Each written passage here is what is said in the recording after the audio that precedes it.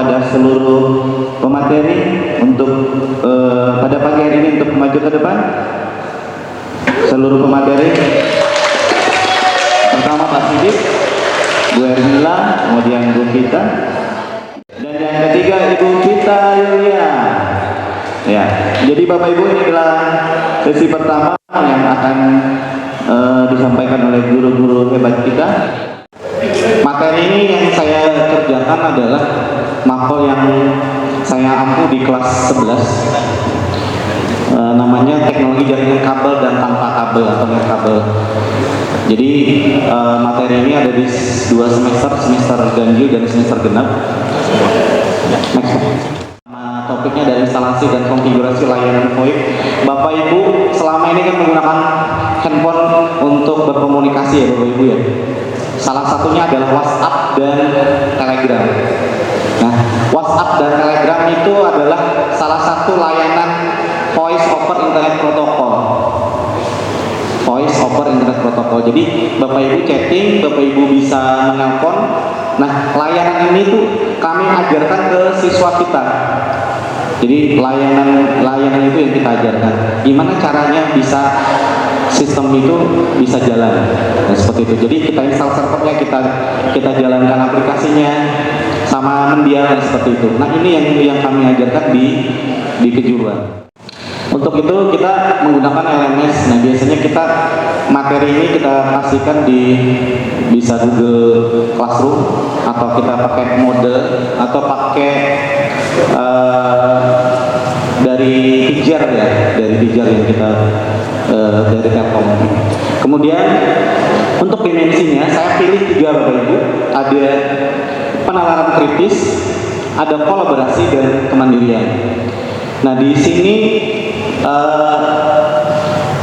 3 ini kita lihat, kita pilih berdasarkan materi yang kita sampaikan. Contoh misalnya siswa mengerjakan secara berkelompok, berarti di situ ada namanya kolaborasi antar teman kelompok. Pak Sidik yang sudah berbaik-baik inspirasi bagi kita semua. Terima kasih lagi Pak Sidik. Waktu pelatihan kemarin masih sedikit yang nempel, begitu ada EHT mungkin itu makin dimantapkan. Ya, terima kasih juga kepada suami saya yang selalu mendukung saya. Ya, yang memotivasi saya juga untuk bisa berdiri di sini. Mudah-mudahan apa yang saya sampaikan bisa memberikan hal yang baik lah untuk kita semua. Beberapa siswa masih menunjukkan antusiasme rendah terhadap materi, makanya saya mencoba untuk mengambil materi ini menjadi praktek. Materi ajarnya kita mengambil pemisahan campuran metode filtrasi, kemudian dimensi profil lulusan. Maaf, ini saya mungkin belum ganti Bu, kemarin datanya saya perbaiki lagi yang saya kirim kemarin. Saya ambil bernalar kritis dan kolaborasi, tapi saya ambil hari ini adalah bernalar kritis. Maaf, ini belum terganti. Kemudian lintas disiplin yang saya pakai adalah biologi, matematika, fisika, serta kimia. Tujuan pembelajaran yang saya ambil adalah murid dapat menganalisis hasil penjernihan air dengan tepat.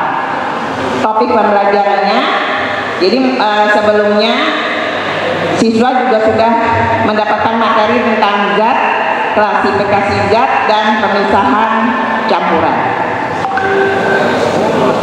Ya, kasih praktek pedagogis. Dari kolom atau template yang sudah dibagikan, kemarin ada identifikasi yang terdiri dari murid usia sekitar 15 sampai 17 tahun, yaitu kelas 10 SMK, dan berada pada tahap perkembangan remaja yang masih suka ingin tahunnya tinggi, suka mencoba hal baru dan mengeksplorasi identitas diri. Apakah Bapak Ibu masih seperti itu? Berarti Bapak Ibu masih remaja.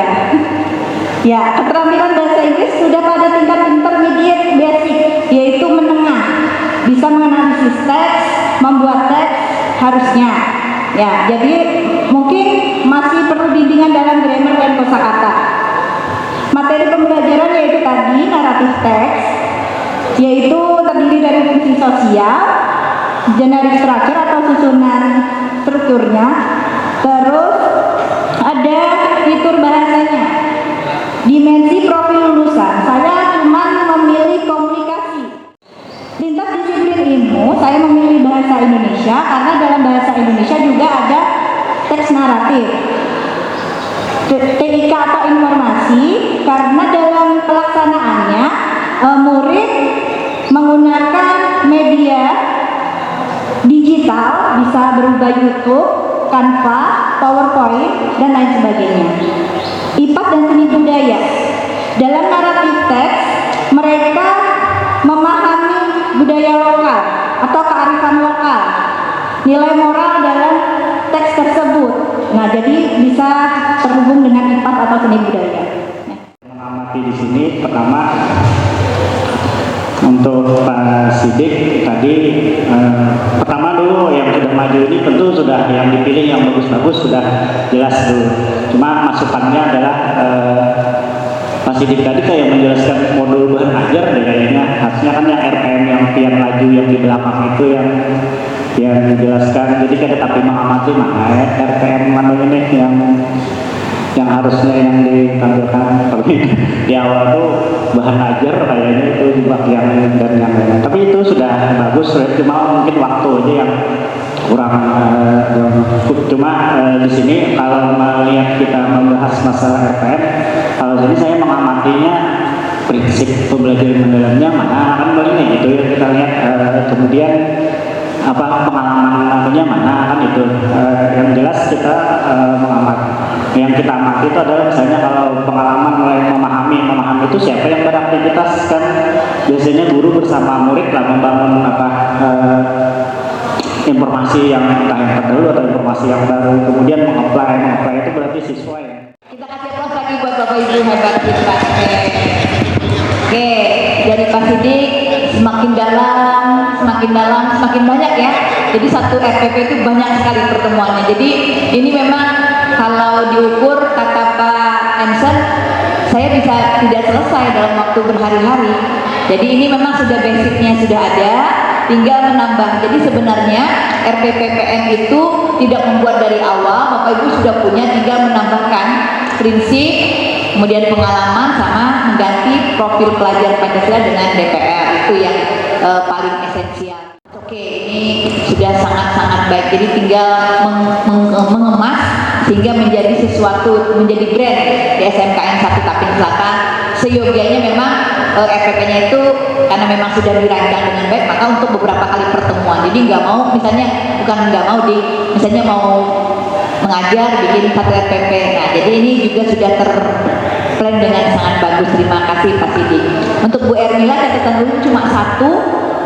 Tadi di awal sudah masuk orientasi, padahal awal itu belum ke sintaks di PJBL orientasi. Mungkin langsung aja Bu Ali saya persilahkan untuk menyampaikan materinya. Baik, sebelum masuk ke pemaparan masalah RPM kurikuler, ulun anda ice breaking dulu ya. Ice breaking dulu Bapak Ibu, mohon berdiri.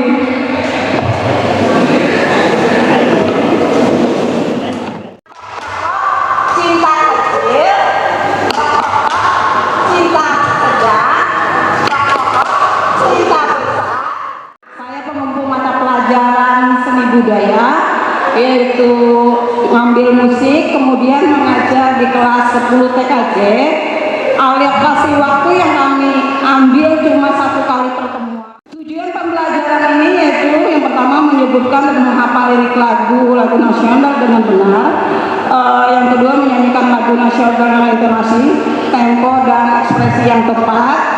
Yang ketiga memahami makna dan nilai kebangsaan dari lagu-lagu nasional. Selanjutnya Praktik pedagogik dan lingkungan belajarnya, praktik pendekatannya adalah kontekstual atau kolaboratif, yaitu siswa belajar melalui pengalaman langsung, mendengarkan, bernyanyi, dan refleksi.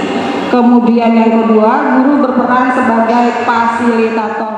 Asesmennya itu ada dua, ada asesmen formatif, yaitu observasi hafalan dan partisipasi siswa, sikap dan ekspresi saat menyanyi, kemudian somatik, penilaian performa penyanyi, intonasi, ekspresi hafalan, refleksi itu ada tertulis atau lisan tentang makna atau lagu nasional. Sedikit profil singkat saya merupakan bendahara sebuah organisasi kepedulian terhadap disabilitas, Bu. Sedikit ngoyo ya, Bu, di sini. Mungkin ada teman-teman yang belum tahu. Saya merupakan penggiat pemerhati disabilitas.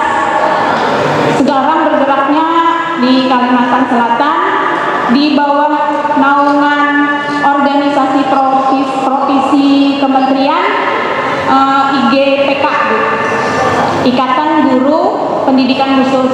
Kebetulan di bawah organisasi profesi yang dinaungi kementerian itu saya merupakan anggota untuk di pusatnya.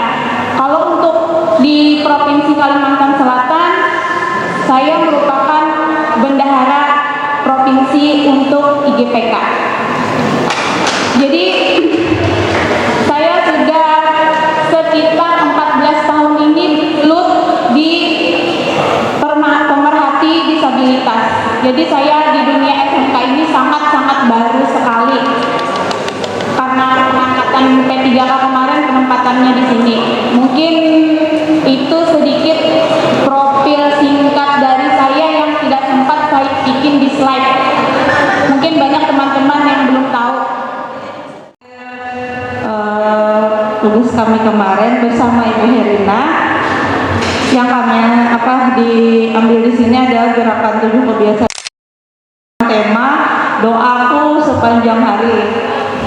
Kemudian untuk DPL-nya itu keimanan dan ketakwaan kepada Tuhan Yang Maha Esa dengan kemandirian.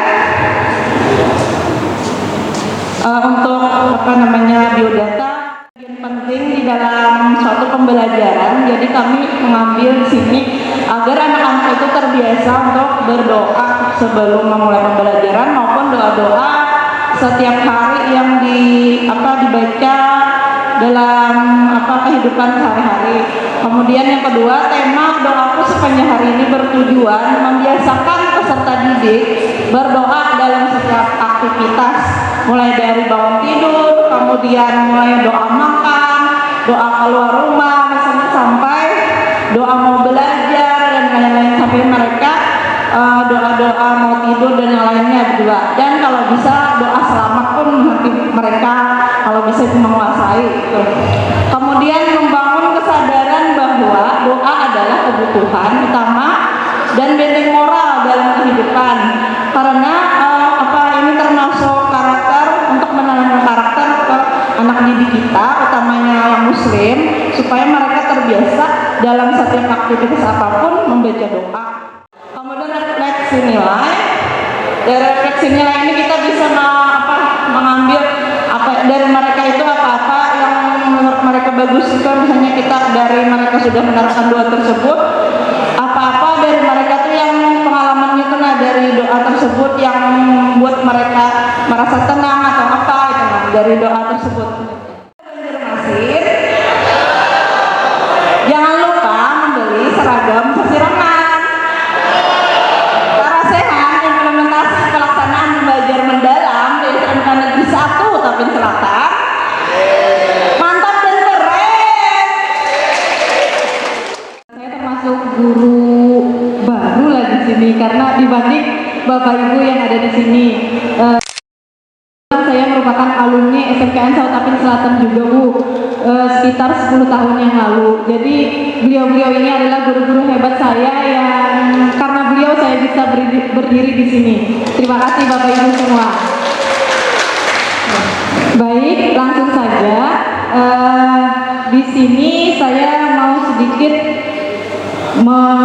berbagi apa yang sudah saya kerjakan, yaitu perencanaan pembelajaran mendalam.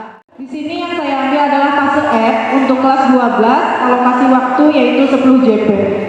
Next, Pak. Oke. Untuk identifikasi muridnya, yaitu murid kelas 12 APHP itu telah memiliki dasar pengetahuan mengenai pengolahan hasil pertanian, termasuk penanganan bahan, cara menjaga sanitasi, sampai ke dasar praktek di laboratorium. Namun, pemahaman terkait formulasi adonan, kontrol proses dan standar mutunya mereka masih bervariasi, sehingga perlu kita lakukan pendekatan pembelajaran mendalam ke anak-anak kelas 12. Ilmu ada matematika, kayak untuk teknik konversi menghitung formulasi, biologi untuk di bagian fermentasi, fisika suhu dan kondisi panas, dan seni yaitu bagaimana mereka mempresentasikan produk hasil akhir produk mereka, membentuk dan lain sebagainya. Untuk tujuan pembelajaran, di sini murid mampu menyusun formulasi adonan roti manis berdasarkan fungsi dan proporsi bahan, serta mengendalikan proses pembuatan adonan sesuai prosedur kerja dan prinsip ketiga untuk menghasilkan adonan dengan tekstur yang tepat.